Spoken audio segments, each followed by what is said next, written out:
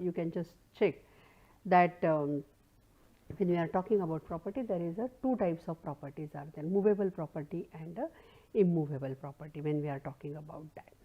And that tangible property is there and intangible property is there. We are very well aware about that. So, suppose you are watching this video on a mobile.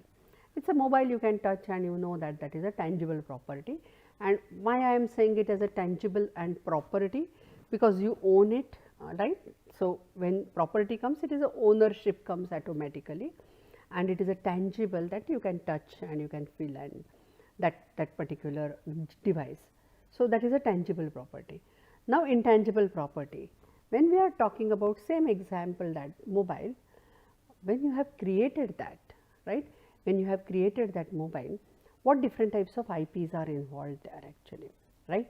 So, whether that patent is there, trademark is there, what different types of IPs are there. So, we have to check that different types of IPs which are around that particular intangible. So,